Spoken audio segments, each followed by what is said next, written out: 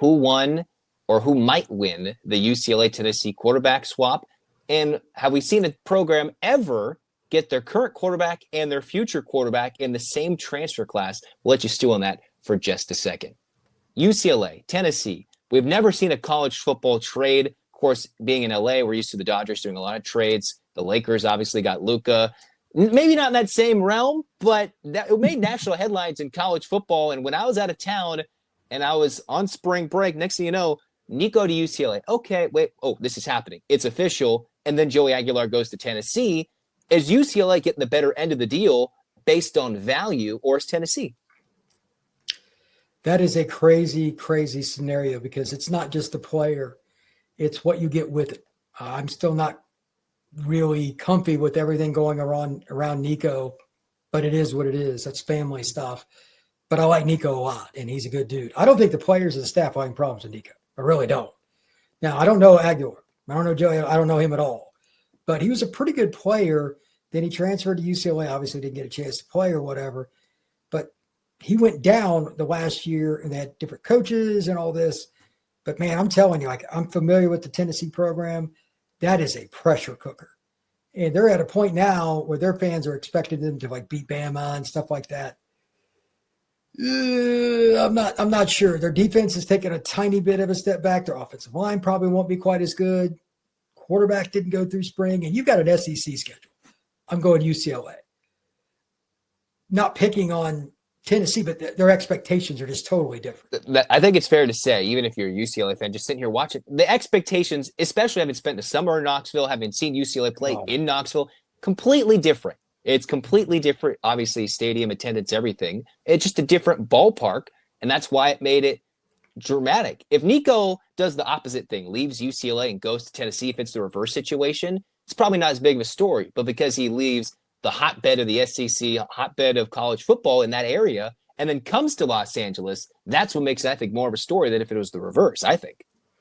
I couldn't agree more. You said it very well. SEC fans are not used to losing quarterbacks to UCLA. To UCLA, no. I mean, it's just not. This is, I'm trying to think, Zach, maybe about the weirdest transfer situation I follow basketball and football, like, about ever. I mean, how it happened, him skipping practice, blah, blah, blah. Out of character for him, but again, people around. There's a lot of stuff we'll never know the full detail to. So we'll see, but Tennessee's expectations being that high, I'm a little concerned. I think Joey will do pretty well there, but Tennessee fans have a very narrow tunnel vision view of what they want because they've not won it by the level they expect for a very long time, and they're not going to make it there this year. So I'm going to go UCLA. Another thing to lead forward into this discussion, have you ever seen a team, I know the transfer portal era, it feels like it's been forever. It's brought us maybe grays, we've lost, who knows what's been going on. It's actually not been that long that's been dominating college football. Have we seen a team like UCLA get a new quarterback in Joey Aguilar, replace that quarterback by spring, and in the same transfer portal window, go for the future QB, which happens to be Nico's younger brother, Madden, all in one fell swoop? Is that going to work? Has it been a precedent? I don't think there's been something like what UCLA's done, trying to set themselves up for the present and the future in the way they have. Ole Miss would be the closest. Of course, we're talking about Lane Kiffin, and he's his own entity. They've had multiple transfer quarterbacks, so that'd be something, but not to this magnitude. They haven't had a kid transfer in with Nico's well. Like, he's a pure five-star talent. So that'd be the closest, but otherwise, no, I think UCLA is top of the board. And I know you do a lot of lists. You have top 26s coming out already. You've got some of the best guys in the portal. If you were to make a list, I haven't read this, but if you made a list of like dark horse candidates, those guys with a chip on their shoulder, not the Nicos who have the 5-star chip on their shoulder, but the guys that we're talking about that would be the steals potentially. Is there anybody on this list of 90 billion transfers coming in for UCLA that could maybe impress, maybe fit a dark horse candidate? I know you like Jaivian Thomas, but you think he's more high end. What do you think for the Bruins? I think Jaivian's going to be an NFL football player. I saw him play live, like his speed's ridiculous. Man, they got so many kids. If he ever figures it out, Pierce Clarkson could be, because he's got all kinds of talent, but do you think he could position switch? My thought is he might switch positions at some point if he's such an athlete, but obviously kids want to be QBs first. Yeah, like if you try to switch him at this point, he'll probably transfer again, would be my guess. Yeah. Maybe a little, I don't know if it's completely under the radar, but Anthony Jones, the kid from Michigan State. Number one, it's a position of need. UCLA needs better line play on both sides, and he's a defensive end. He played at Michigan State, did all right. If he can take that next step and be like a 7-8 sack guy, he could be a guy that ends up getting drafted after next year. But I don't know the roster well enough. Looking at these guys, like they got Roderick Pleasant from Oregon. He's not the biggest corner. He's solid.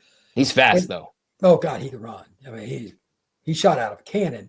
But, they got a few guys that are good. Jameer Johnson played a little bit at Indiana as a corner, maybe. They got a bunch of good players, but who takes that big step up? KD Arnold, the big offensive tackle at Jack State, you're not getting any, shall we say, prestige at Jack State. But if you go to UCLA, you're in the mecca of entertainment. If you start playing well, you're going to get attention not just from the Big Ten and this and that, but NFL scouts. So they've got a few candidates. I just need to see it because, again, they took a bunch of good players. I just don't know if they got enough elite ones. We'll see. FanDuel has UCLA at 5.5 wins. That includes the Nico transfer, and I think that was one of the main reasons. It started at 4.5, went to 5.5. I know I'm putting you on the spot here. Is this roster so in flux that it could go either way? Or would you feel comfortable leaning one way or the other? Over or under 5.5 wins for the Bruins from FanDuel? I would say over without looking at the schedule. I would think Nico's at least one, if not two more wins for you. He's going to make a few plays. And again, his feet will be a part of it. Sometimes just getting out of a sack and throwing it away is as important a play as there is because that might keep you in field goal range. That might keep the momentum, might do both. It's just a rare physical trait that has nothing to do with coaching. And I'm not saying Deshaun can't coach, but sometimes you need your player to be better than theirs. The other thing is, I don't think anybody's going to circle them on the schedule. They're probably if they beat Penn State, would it shock me? No. Should they? Also no. But that's also the history of college football. They got to come all the way from Happy Valley out there, if I remember right. Are they going to? Yeah, it's going to the Rose Bowl. Yeah, that's a terribly long trip.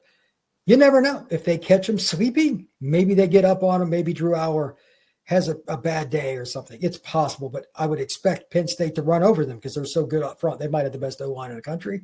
But if they're a little bit banged up or they're a little sleepy in how they play, it wouldn't shock me. Several of these transfers that they have to 30, which is such a big number, they're going to be important. How do they assimilate into the UCLA culture? How do they stay healthy? Do they, figure it out at every position they need, especially in the trenches? A lot of questions between now and the end of fall camp.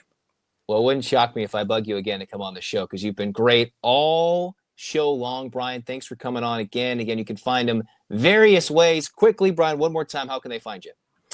Spotify, Apple, and any other place you can find your podcast, just like Locked On UCLA, Locked On the Portal. We study recruiting right now more than anything else. Between now and mid-July, it is nonstop. Every day there's going to be commitments talking about their commitment lists for schools, Texas, UCLA, whoever you want. And we're also going to talk about the actual breakdowns of players. I do a lot of different lists, film reviews, and stuff like that. So Locked On the Portal is your source for recruiting. Absolutely. We'll have Brian on again, I'm sure. Thanks for tuning in to Locked On UCLA. Zach Anderson-Yoxsimer signing off with Brian Smith. Go Bruins.